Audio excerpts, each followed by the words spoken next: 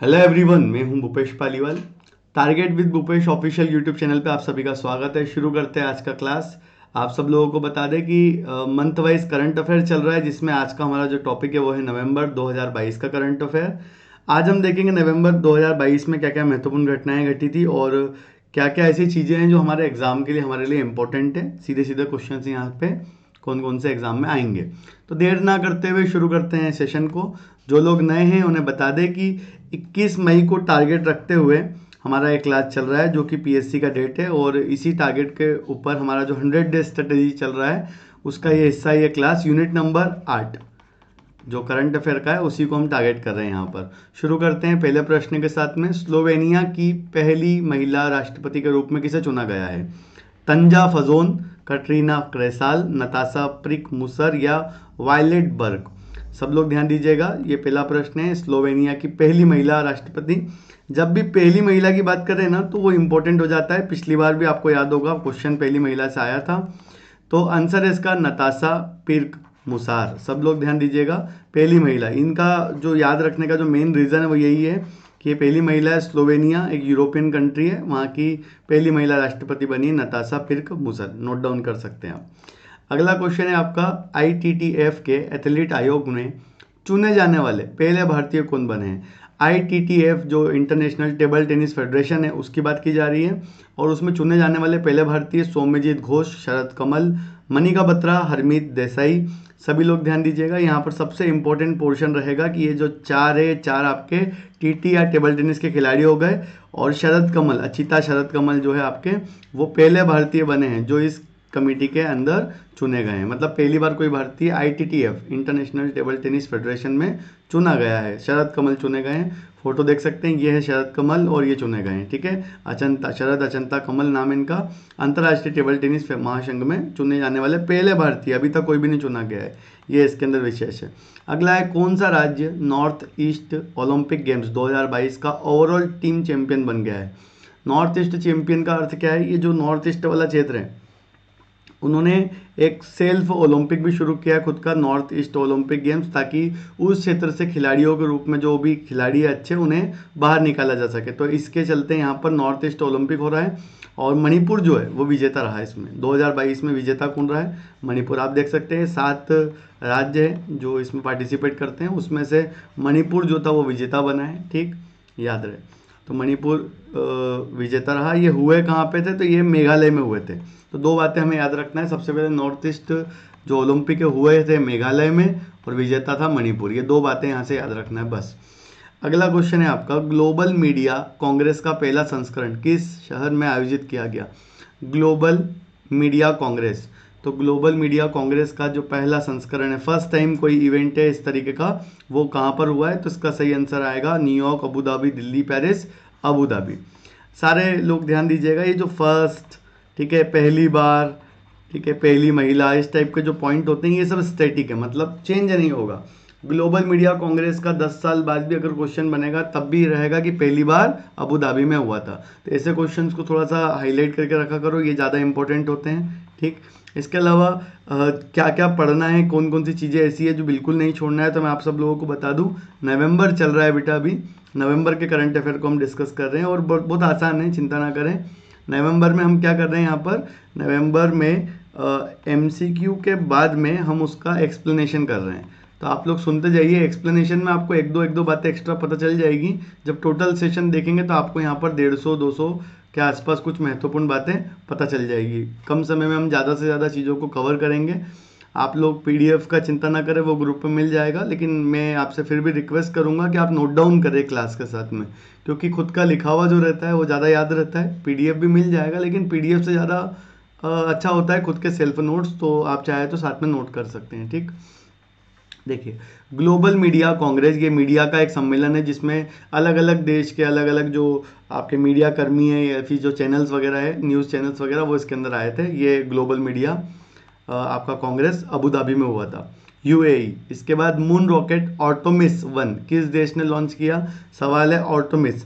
अब आपने सुना होगा चंद्रयान, ठीक है, आपने सुना होगा नूर, आपने, ये अलग अलग रॉकेट्स के नाम है, नूर, चंद्रयान, फॉल्कन, अपोलो। वैसे ही ऑर्टेमस, ऑर्टेमस किसने लॉन्च किया? तो अमेरिका ने लॉन्च किया है, ठीक है।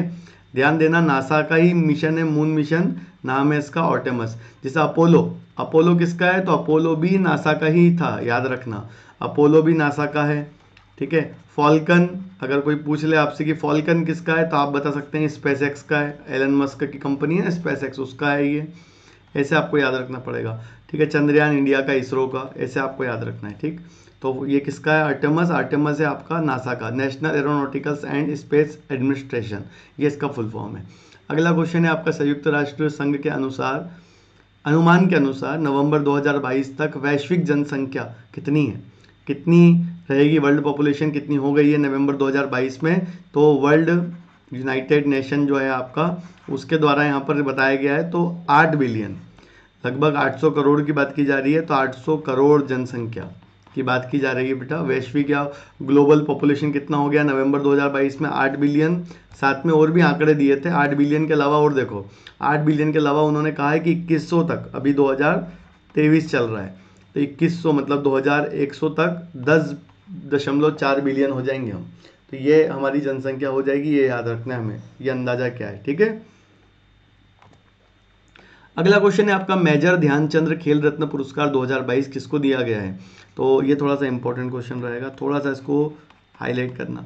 तो मेजर ध्यानचंद्र 2022 किसको दिया गया है? ये राजीव गांधी खेल रत्न पुरस्कार हुआ करता था, इसका नाम चेंज करके मेजर ध्यानचंद्र किया है लास्ट ईयर ही, और ये इस साल दिया गया है अचंता शरद कमल या शरद कमल अचंता को, ठीक है। शरद कमल अचंता टेबल टेनिस के खिलाड़ी है, ये याद रखना है, ये भूलना नहीं है। तो अभी बताया था इनके बारे में, ये ITTF जो था, इंटरनेशनल टेबल टेनिस फेडरेशन, उसमें भी सदस्य बन गए थे, याद होगा आपको। और साथ में यहाँ पर इन्हें मेजर ध्यानचंद्र खेल रत्न पुरस्कार भी दिया गया है टेबल टेनिस में, तो याद रहे ये जो कुछ चीज़ें हैं जो खास है, ठीक। अगला है सत्यजीत रे लाइफ टाइम अचीवमेंट अवार्ड। जो लोग नहीं जानते, बहुत फेमस फिल्म जो मेकर थे सत्यजीत रे, उनके नाम पर लाइफ टाइम अचीवमेंट अवार्ड 2022 से किसे सम्मानित किया गया है आपको बताना है। तो ये है आपके 4 option, Carlos, Quentin, Christopher Nolan या फिर डेविड फिंचर। सही आंसर आएगा कार्लोस सोरा। सब लोग ध्यान रखना, नाम है कार्लोस सोरा, और इनके बारे में स्पेशल क्या है कि यह स्पेनिश फिल्म डायरेक्टर है, इतना याद रखना, स्पेनिश फिल्म डायरेक्टर है। इन्हें मिला है सत्यजीत रे लाइफ टाइम अचीवमेंट अवार्ड, एक इंटरनेशनल लेवल का पुरस्कार है, बहुत फेमस है, ठीक। अगला है आपका, ICC men's T20 world cup 2022 player of the tournament किसे चुना गया है? Virat Kohli, Surya Kumar Yadav, Sam Curran, Jos Buttler. तो T20 वर्ल्ड कप हुआ था इस साल, और प्लेयर ऑफ द जो टूर्नामेंट रहा आपका वो है सेम करन। ध्यान देना, ICC पुरुष T20 में शानदार प्रदर्शन के चलते इंग्लैंड के सेम करन को, ठीक है, प्लेयर ऑफ द टूर्नामेंट चुना गया। साथ में आपको बता दें कि ये बॉलिंग भी करते हैं, बैटिंग भी करते हैं, ऐसे लोग जो बॉल और बैट दोनों से परफॉर्म करते हैं उसको ऑलराउंडर बोलते हैं, ठीक है। तो ये ऑलराउंडर खिलाड़ी है, और काफ़ी सपोर्ट किया इंग्लैंड को, इन्होंने इंग्लैंड को इस साल वर्ल्ड कप जिताने में, सेम करन। भारतीय ओलंपिक संघ के एथलीट आयोग के अध्यक्ष के रूप में किसे चुना गया है? अब हम बात कर रहे हैं हमारे इंडियन ओलंपिक जो एसोसिएशन, उसकी बात कर रहे हैं, IOA की, ठीक है। IOC की बात नहीं कर रहे, IOA की बात कर रहे हैं। तो IOA के अंतर्गत जो अध्यक्ष है, कौन चुना गया है एथलीट आयोग में? तो PV सिंधु, अचंता शरद कमल, मीराबाई चानू, मेरी कॉम। तो याद रहे मेरी कॉम, इंपॉर्टेंट है। धीरे धीरे आपको क्वेश्चन समझ में आ रहे होंगे कि शरद कमल जो है आपके इंटरनेशनल टेबल टेनिस फेडरेशन में गए बेटा, और मेरी कॉम कहाँ पर है? ओलंपिक पदक विजेता मेरी कॉम को भारतीय ओलंपिक संघ में एथलीट आयोग में, एथलीट आयोग की बात कर रहे हैं हम, एथलीट आयोग का अध्यक्ष बनाया गया है, ठीक है। चलिए आगे देखते हैं, किस भारतीय राज्य ने फायर आर्म्स के सार्वजनिक प्रदर्शन हथियारों का महिमा मंडन करने वाले गीतों को पूरी तरह प्रबंधन कर दिया है? पंजाब, हरियाणा, यूपी, झारखंड। इस क्वेश्चन को पहले आप लोग सॉल्व करें, फिर मैं आपको एक्सप्लेन करता हूँ है क्या ये। तो इसका आंसर आएगा पंजाब। देखो वो जो आपने सुना होगा पंजाबी जो सॉन्ग्स होते हैं आजकल, तो उसमें दारू, ठीक है, शराब, लड़कियाँ, इसके अलावा हथियार, बंदूक, गोली बारूद या फिर कार वगैरह के, इस तरीके के फालतू के जो शब्द है उसका ज़्यादा उपयोग किया जाता है आजकल इस तरीके की लैंग्वेज में, तो पंजाबी गानों में ज़्यादा हो रहा है। तो ऐसे में पंजाब सरकार ने क्या फैसला किया है कि इसे कम करना चाहिए, क्योंकि इससे युवा प्रभावित हो रहे हैं, और कहीं ना कहीं इन गानों के चलते भी कहीं ना कहीं बहुत सारे युवा जो है वो बेफिजूल में ही परेशानियां मोल ले रहे हैं, ठीक है। तो पंजाब सरकार, तो आप सब लोग ध्यान देना, पंजाब सरकार ने हिंसा को महिमा मंडन करने वाले जो गाने हैं उन सबको बंद, और ऐसे गाने जिसके ऊपर शराब वगैरह के बारे में ज़्यादा बातें की जा रही है उसको रोकने के लिए, कार्य करने के लिए प्रतिबंध लगाया है। अगला क्वेश्चन है स्विट्जरलैंड पर्यटन के मैत्री राजदूत के रूप में किसे नियुक्त किया गया है। बात चल रही है स्विट्जरलैंड पर्यटन की, तो स्विट्जरलैंड पर्यटन के मैत्री राजदूत के रूप में विराट कोहली, शाहरुख खान, पीवी सिंधु, नीरज चोपड़ा। सही आंसर आएगा भाला फेंक खिलाड़ी, हमारे भाला फेंक खिलाड़ी नीरज चोपड़ा। सभी जानते हैं नीरज चोपड़ा को, भाला फेंक के बहुत फेमस खिलाड़ी। आपको नहीं पता है तो बता दें, 7 अगस्त के दिन नीरज चोपड़ा ने भाला फेंक में गोल्ड जीता था, इसलिए इसे भाला फेंक दिवस बोलते हैं। तो आपको याद रखना भाला फेंक दिवस कब मनाया जाता है। भाला फेंक दिवस 7 अगस्त को मनाते हैं, 7 अगस्त को ही इन्होंने गोल्ड मेडल जीता था। अगला है विश्व टेलीविजन दिवस कब मनाया जाता है। 20 नवंबर, 21 नवंबर, 25 नवंबर या 30 नवंबर। वर्ल्ड टेलीविजन डे, तो वर्ल्ड टेलीविजन डे हर साल सेलिब्रेट किया जाता है और इसका डेट है 21 नवंबर। याद रहे वर्ल्ड टेलीविजन डे 21 नवंबर। यहाँ से 3 क्वेश्चन आपके लिए खास है। सबसे पहले वर्ल्ड टेलीविजन डे कब मनाते हैं, तो 21 नवंबर। किसने बोला, यूनाइटेड नेशन। और सबसे इंपॉर्टेंट है टेलीविजन का आविष्कार जॉन बेयर्ड 1924 में।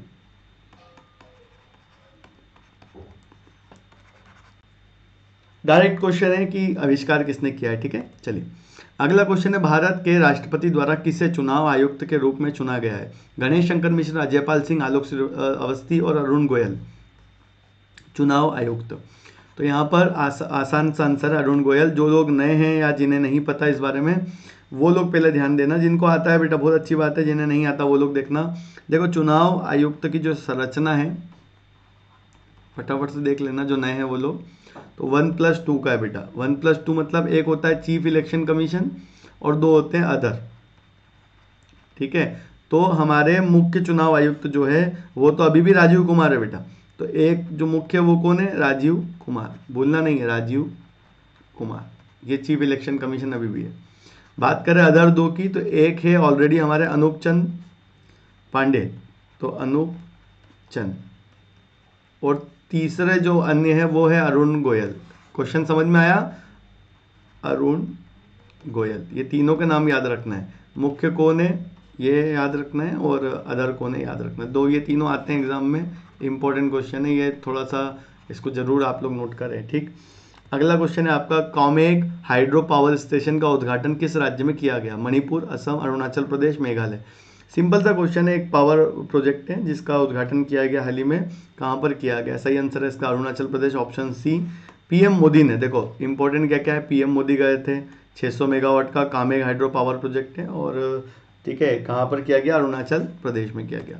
अगला क्वेश्चन आएगा, लेकिन उसके पहले हम आगे बढ़ेंगे। आपको बता दें कि देखिए एक हमारी क्लास है 12 बजे वाली जो भी आप देख रहे हैं, जिसमें करंट अफेयर हो रहा है आपका, और एक क्लास है आपकी 5 बजे शाम को जिसमें हिस्ट्री चल रहा है। तो ये दोनों आपको क्लास दिख जाएगी लाइव और आप लोग इसमें अपने जो कंटेंट है उसको कवर कर सकते हैं, हमारे साथ टारगेट कवर कर सकते हैं। आज जो शाम वाला क्लास का टारगेट है वो है आपका 1857 की क्रांति और समाज सुधार।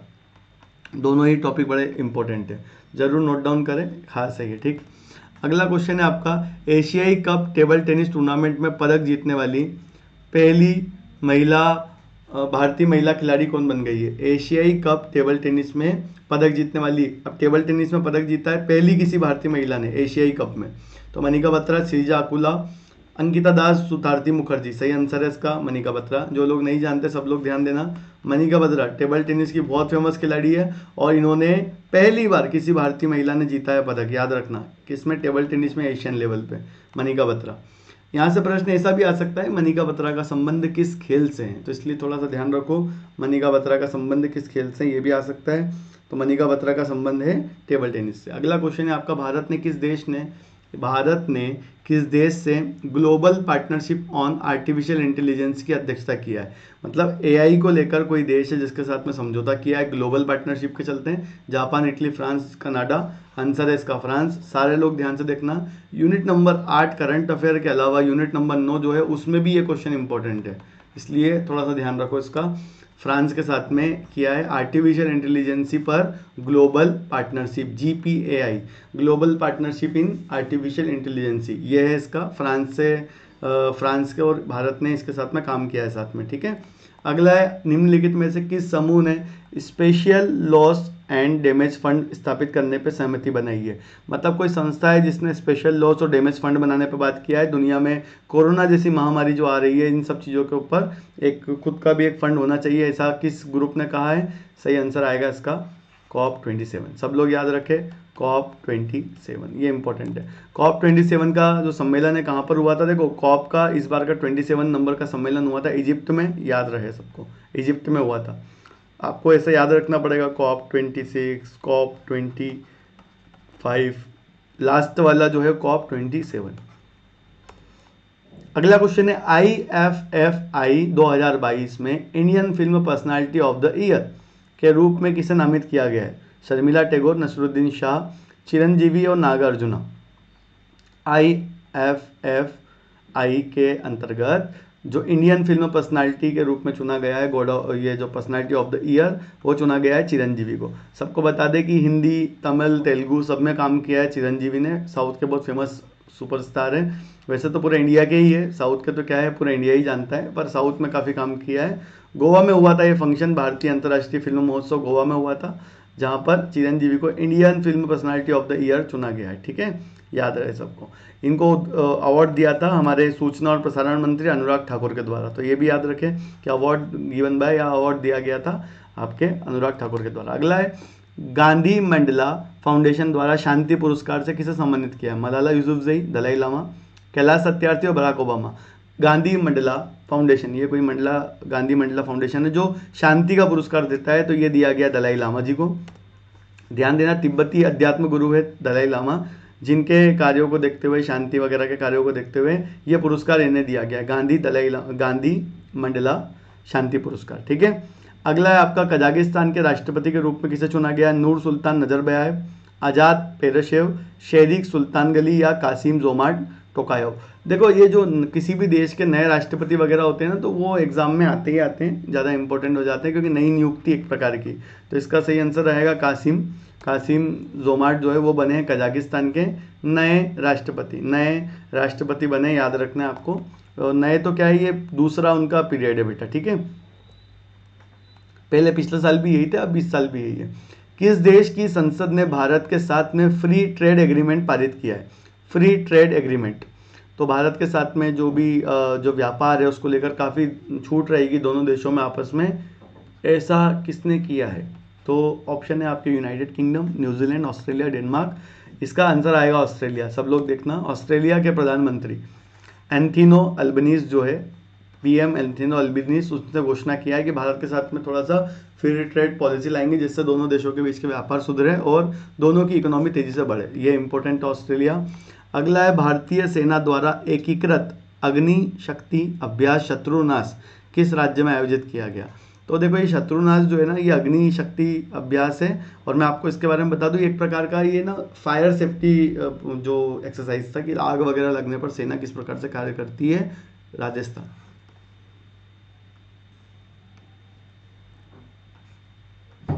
सब लोग ध्यान देना, हमारे भारतीय सेना जो है ना, देखो मैं यहाँ लिख देता हूँ कि भारतीय सेना जो है उसमें टोटल 7 कमान है बेटा।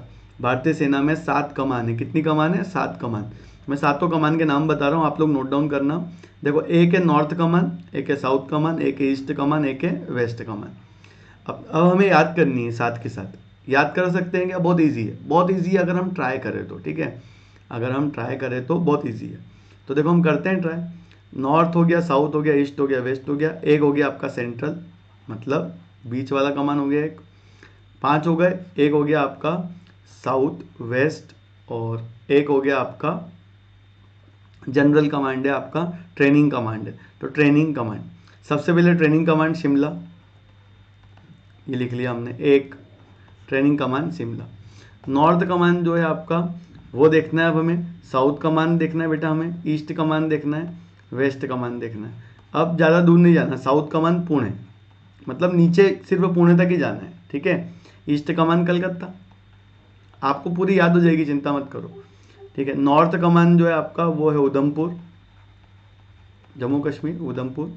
वेस्ट कमान जो है आपका वो है चंडीगढ़, साउथ वेस्ट कमान है जयपुर। नाम सुन के ही कन्फ्यूजन हो जाता है काफ़ी लोगों को, जयपुर कैसे है साउथ वेस्ट, लेकिन है। और सेंट्रल कमान है लखनऊ में, लिख लेना। तो ये देखो, अब आप लोगों के लिए बड़ा आसान हो गया है, अगर आप ध्यान से देखें तो ज़्यादा कठिन नहीं है बेटा। देखो ज़्यादा कठिन नहीं है। उत्तर में हो गया उधमपुर, याद हो जाएगी साथ के साथ। देखो दक्षिण में हो गया पुणे कमान, ये सेना की कमान देख रहे हैं। सेंट्रल में लखनऊ, ठीक है। आपका ईस्ट में या पूर्व में हो गया कलकत्ता, और वेस्ट में हो गया आपका चंडीगढ़। तो कितने हो गए, ये 5 हो गए, ठीक है। ट्रेनिंग कमान है जो कि है आपका शिमला में, 6 हो गए। और एक 7वां है आपका, डायरेक्शन देखो साउथ वेस्ट, तो ये है जयपुर। ये हो गई आपकी 7 कमान। पूरे 7 कमान याद कर सकते हो आप, और इजी है। तो ये है राजस्थान जहाँ पे किया गया था साउथ वेस्ट कमान में, जैसा मैंने बताया था। देखो इस प्रकार से 7 कमान है टोटल, मैप में भी देख सकते हो आप कौन सी कहाँ पर है। वैसे मैंने जो बताया उससे याद हो जाएगा। तो ये अग्नि वगैरह से बचने के लिए, या अग्निरोधी जो बोलते हैं ना कार्यक्रम, उसके चलते था। ये शत्रु नाश नाम था इसका, याद रखो। भारत की ओर से किसे संयुक्त राष्ट्र के सर्वोच्च पर्यावरण पुरस्कार से सम्मानित किया है? तो पूर्णिमा देवी बर्मन, सुनीता नारायण जाधव, पायोंग या वंदना शिवा। तो सही आंसर है पूर्णिमा देवी बर्मन। सब लोग ध्यान देना, इन्होंने किया क्या है। सबसे पहले तो इन्हें अवार्ड दिया है यूनाइटेड नेशन की तरफ से सर्वोच्च पर्यावरण सम्मान, जिसका नाम है चैंपियंस ऑफ अर्थ। बहुत इंपॉर्टेंट अवार्ड है ये। चैंपियंस ऑफ अर्थ उसे दिया जाता है जो पर्यावरण के लिए कोई कार्य करता है, पर्यावरण को बचाने के लिए कुछ ऐसे काम करता है जो थोड़े से बोलते हैं ना कि जिस प्रकार से लोग जिनसे इंस्पायर हो सके। तो यहाँ पर ध्यान देना, हरगिला नाम का एक पक्षी होता है जो असम, ठीक है, असम में पाया जाता है। वो पक्षी विलुप्त हो रहा था, उससे विलुप्त होने से बचाया है, हरगिला पक्षी को विलुप्त होने से बचाया है पूर्णिमा देवी बर्मन ने। इसीलिए उन्हें दिया गया है champions of earth award. Simple, इसलिए उन्हें दिया गया है चैंपियंस ऑफ अर्थ अवार्ड, ठीक है। कोई किसने दिया? यूनाइटेड नेशन ने, याद रहे।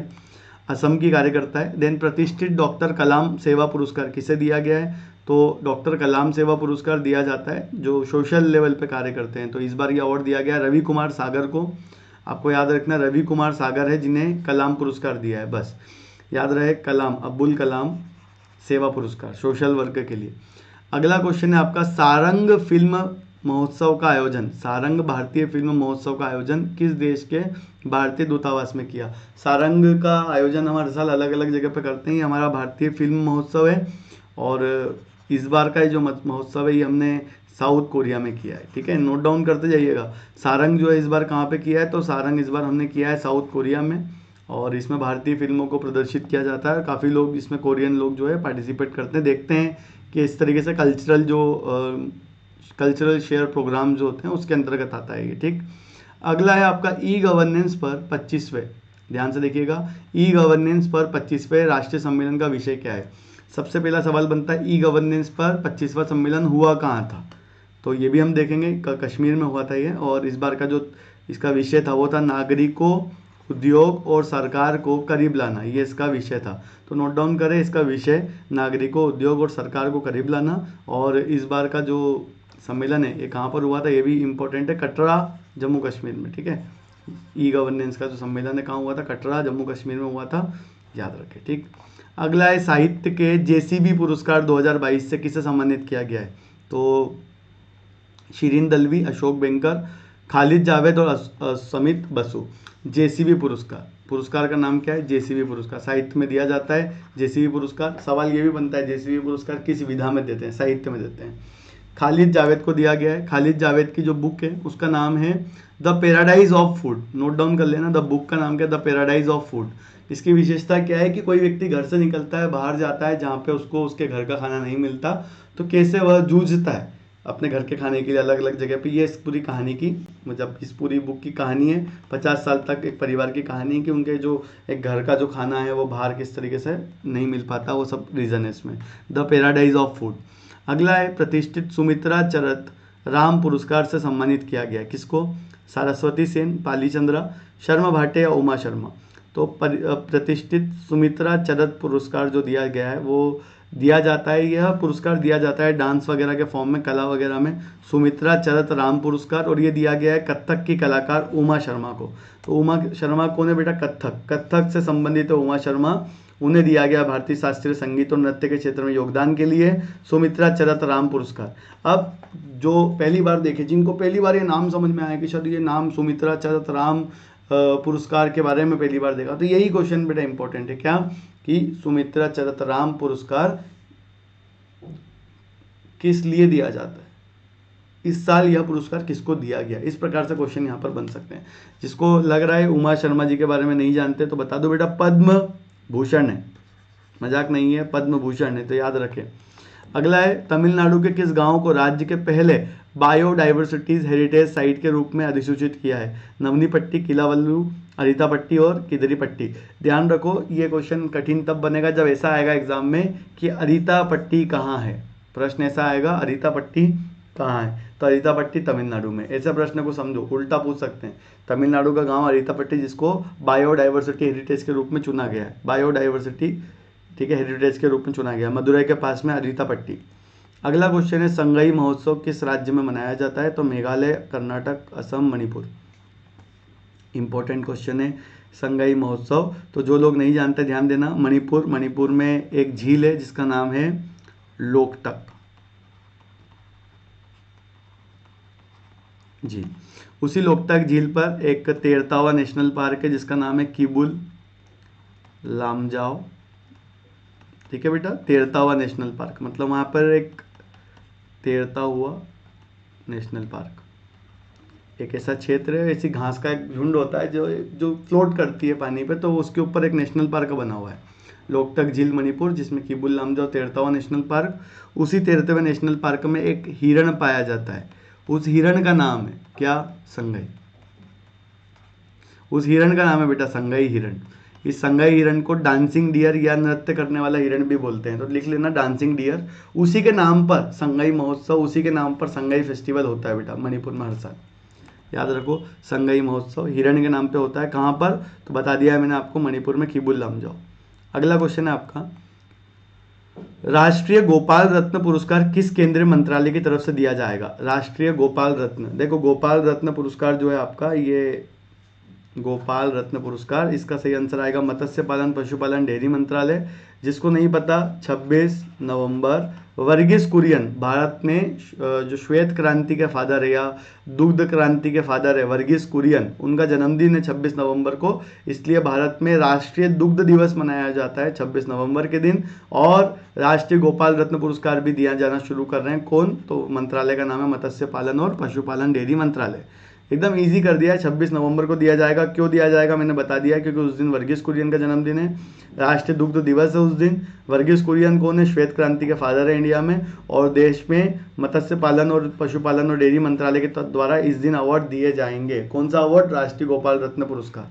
सारी डिटेल एक के साथ एक लिखते जाइएगा। अगला है, कौन सा शहर इंडो पैसिफिक रीजनल डायलॉग 2022 की मेजबानी करेगा। इंडो पैसिफिक रीजनल डायलॉग, सीधा सीधा क्वेश्चन है, इंडो पैसिफिक रीजनल डायलॉग की मेजबानी किसने किया, तो आंसर आएगा इसका दिल्ली। बस इसमें ज़्यादा परेशान होने ऐसा कुछ भी नहीं है। इंडो पैसिफिक रीजनल डायलॉग, इसमें भारतीय नौसेना ने भाग लिया और जो दूसरे देशों के जो नौसैनिक हैं उन्होंने भाग लिया और बातचीत करके जो ये क्षेत्र है आपका इंडो पैसिफिक का क्षेत्र है, वहाँ पे शांति बनाए रखने का प्रयास। ठीक, अगला है, कौन सा देश 2023 में पहले ओलंपिक ई स्पोर्ट्स वीक का मेजबानी करेगा। ई स्पोर्ट्स वीक, इसमें ऑनलाइन स्पोर्ट्स वगैरह होंगे बहुत सारे, मतलब ऑनलाइन मतलब गेम नहीं होंगे, ऑनलाइन स्पोर्ट्स कैसे, आप आपके क्षेत्र में करेंगे, कोई दूसरा अपने क्षेत्र में करेगा और सारा डेटा इकट्ठा करके एक जगह पे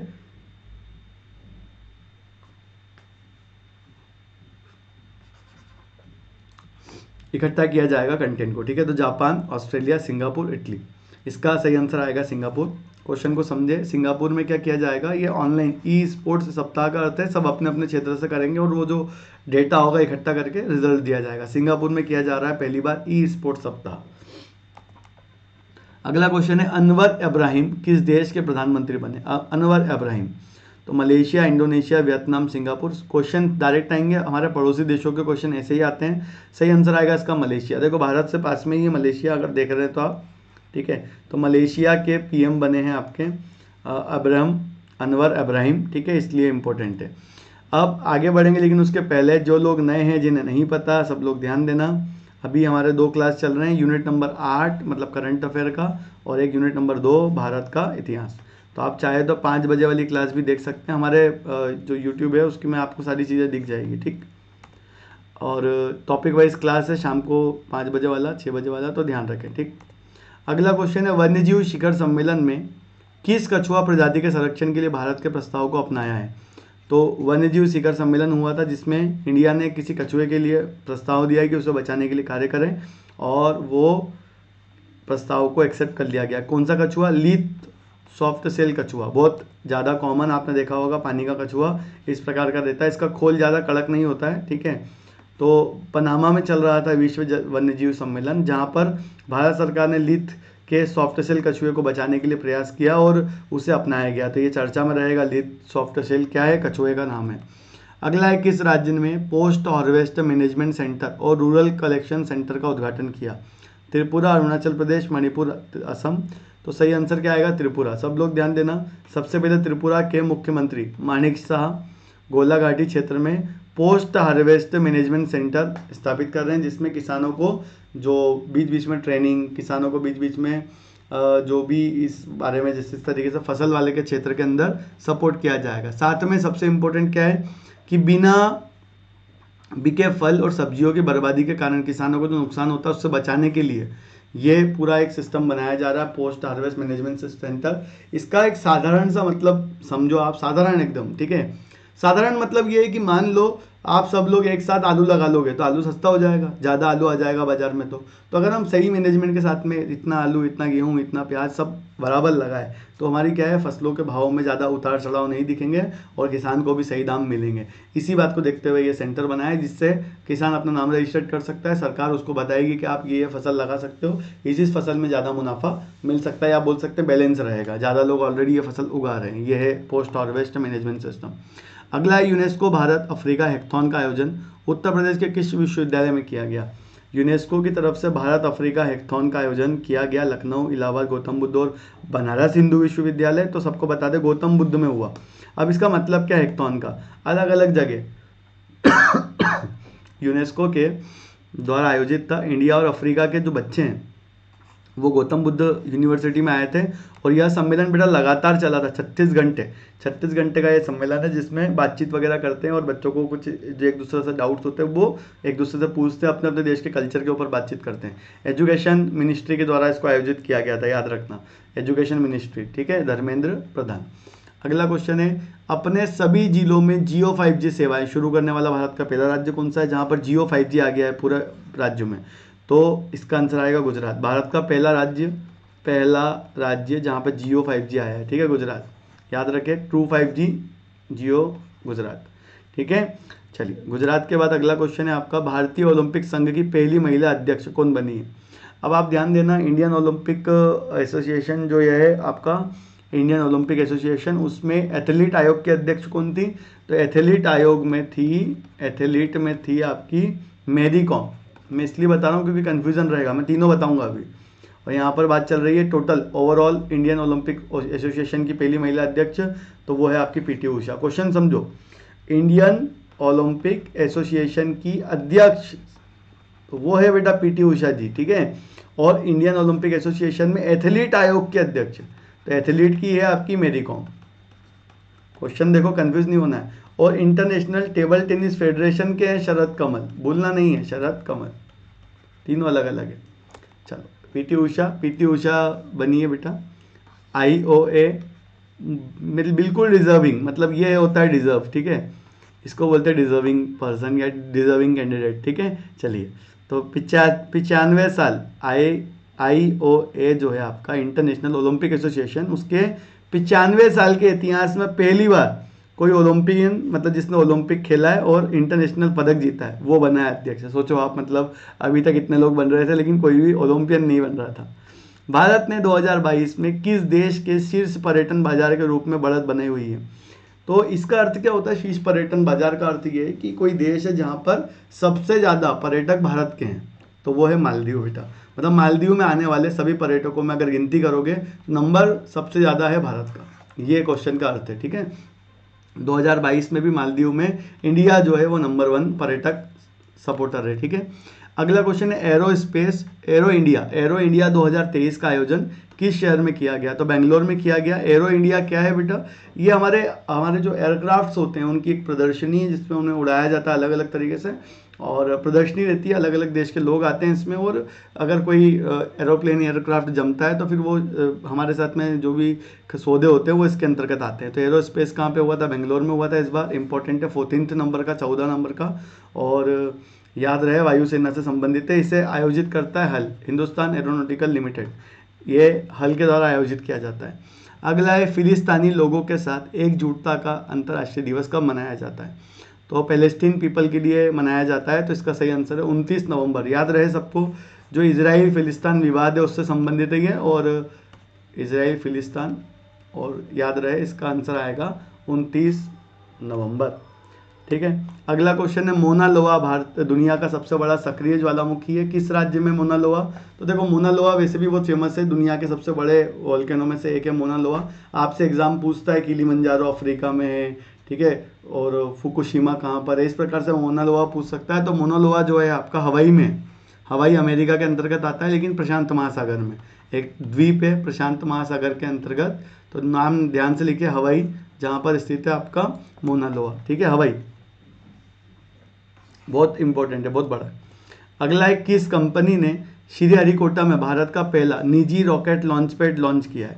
भारत का पहला निजी रॉकेट लॉन्च पैड लॉन्च किया है। तो इसका जो सही आंसर है वो है अग्निकुल कॉस्मोस। सारे लोग ध्यान देना, ये एक प्राइवेट कंपनी है बेटा जिसने एक लॉन्च पैड जहाँ से रॉकेट वगैरह छोड़े जाएंगे भविष्य में, अग्निकुल कॉस्मोस। ये एक प्रकार से क्या है, देखो इसरो है उसका खुद का लॉन्च पैड है, पर मान लो एक रॉकेट भेज दिया और इसरो को दूसरा रॉकेट भेजना है तो इसरो को रुकना पड़ता है लॉन्च पैड वगैरह को सही करने में, और बहुत सारी चीज़ें हैं। लेकिन ये एक प्रकार का एक लॉन्च पैड है जो लोगों को रेंट पे दिया जाएगा और लोग यहाँ से क्या कर सकते हैं, रॉकेट वगैरह भेज सकते हैं। अग्निकुल, अग्निकुल ने जो सबसे पहला रॉकेट बनाया है उसका नाम है अग्नि बाण, लिख लेना, अग्नि बाण। पहले रॉकेट का नाम क्या रखा है इन्होंने? अग्नि बाण। नाम क्या है कंपनी का? अग्निकुल कॉस्मोस। इसका उद्घाटन करने किसको बुलाया था अग्निकुल ने? प्राइवेट कंपनी है, याद रखना, निजी स्टार्टअप। उद्घाटन करने बुलाया था हमारे भारत के जो इसरो के अध्यक्ष है एस सोमनाथ, तो इसरो के अध्यक्ष को बुलाया था एस सोमनाथ। ठीक, चलिए आगे देखते हैं। किसने कंपनी ने मुंबई की धारावी पुनर्विकास परियोजना की 5,069 करोड़ रुपए की बोली जीती है? ये पैसे भले ही याद ना रखना, लेकिन ये याद रखना धारावी पुनर्वास योजना की बोली किसने जीती है? अदानी, टाटा, डीएलएफ या आदित्य बिरला? तो आंसर आएगा इसका अदानी। तो कुल मिलाकर धारावी जो क्षेत्र है मुंबई का उसको डेवलप करने के लिए अब जो प्रोजेक्ट है वो किसके पास में है? तो वो अदानी के पास में। ये आपको याद रखना है। देखो ये क्वेश्चन ऐसे आ सकते हैं, जैसे दिल्ली में अभी हमारा नया संसद भवन बन रहा है, वो टेंडर है टाटा के पास में, ठीक है, धारावी पुनर्विकास परियोजना अदानी के पास में। ऐसे आपको याद रखना पड़ेगा कौन से प्रोजेक्ट किसके अंतर्गत कार्य कर रहे हैं। अगला क्वेश्चन है आपका, निम्नलिखित में से किस संग्रहालय ने सांस्कृतिक विरासत संरक्षण के लिए 2022 का यूनेस्को एशिया पैसिफिक अवार्ड जीता है? तो इसका सही आंसर है आपका ऑप्शन सी, छत्रपति शिवाजी महाराज वास्तु संग्रहालय। ध्यान दीजिएगा, यूनेस्को की तरफ से यह सांस्कृतिक जो एशिया के अंतर्गत एशिया पैसिफिक अवार्ड में जीता है ये विरासत के अंतर्गत। तो 100 साल पुराना संग्रहालय मुंबई का, नाम है छत्रपति शिवाजी महाराज वास्तु संग्रहालय। अवार्ड का नाम लिखना, सांस्कृतिक विरासत संरक्षण के लिए 2022 यूनेस्को एशिया पैसिफिक अवार्ड। ठीक, अगला है आपका, पुरुषों के विश्व कप खेल में पहली बार महिला रेफरी कौन बनी है? मतलब ये फीफा की बात चल रही है, यहाँ पे लिखा नहीं है, यहाँ लिखना पहले फीफा, मतलब फुटबॉल वर्ल्ड कप के अंतर्गत पहली बार महिला रेफरी की बात की जा रही है। तो महिला रेफरी कौन बनी है? तो स्टेफनी फेफॉर्ट। याद रहे फ्रांस की रहने वाली है स्टेफनी, वीडियो में फोटो में दिख रहा होगा आप लोगों को, और ये बनी है पहली बार फीफा वर्ल्ड कप में रेफरी। आप कंफ्यूज मत होना, ये और भी बहुत सारे गेम्स है जिसमें पहली रेफरी है बेटा, ठीक है, तो इसलिए चिंता की बात नहीं है, बहुत सारे गेम्स है जहाँ पर ये ऑलरेडी पहली रेफरी है। अगला है प्रधानमंत्री टीबी मुक्त भारत अभियान के तहत निश्चय मित्र एक पहल का एम्बेसडर किसको चुना गया है?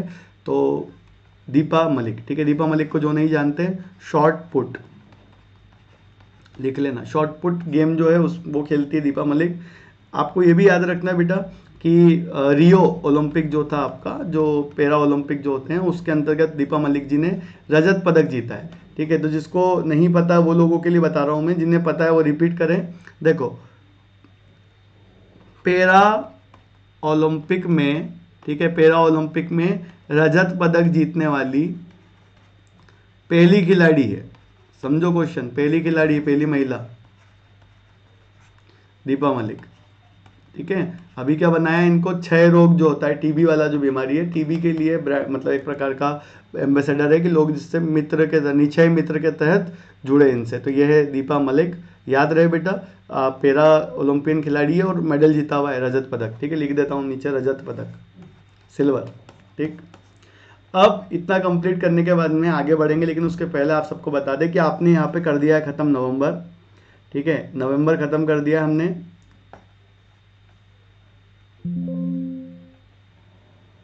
एक सेकेंड। ठीक है, नवंबर ख़त्म कर दिया हमने, और हमारा जो आगे बढ़ेंगे अब हम लोग, तो कल मैं आप लोगों को दिसंबर करवाऊंगा। ठीक है, ज़्यादा परेशान नहीं होना है। जैसा आज करवाया वैसा ही एक वीडियो रहेगा दिसंबर का भी, और आप आसानी से कर पाएंगे, ध्यान रखें। ठीक है, चलिए। तो बिल्कुल क्लास पसंद आया है तो ज़रूर इसके साथ जुड़े। दिसंबर 2022 कल करेंगे। ठीक है, तो ध्यान रहे और बिल्कुल जुड़े रहे हमारे साथ इसी प्रकार से। उम्मीद है आपका टाइम प्रोडक्टिव रहा होगा और आपने बहुत सारे पॉइंट्स नए नए लिखे होंगे। तो कोई भी डाउट रहता है, कुछ भी इशू आता है, तो आप ज़रूर कमेंट करके बताएं। वीडियो पसंद आया है तो लाइक करें, शेयर करें, चैनल को सब्सक्राइब करें, बेल आइकन प्रेस करें ताकि आपको ऐसे और वीडियो की नोटिफिकेशन मिलते रहे। इसी प्रकार से ऐसे ही डेली रोजाना मिलते रहेंगे यूं ही। अभी के लिए करते हैं इतना ही। जय हिंद, जय भारत।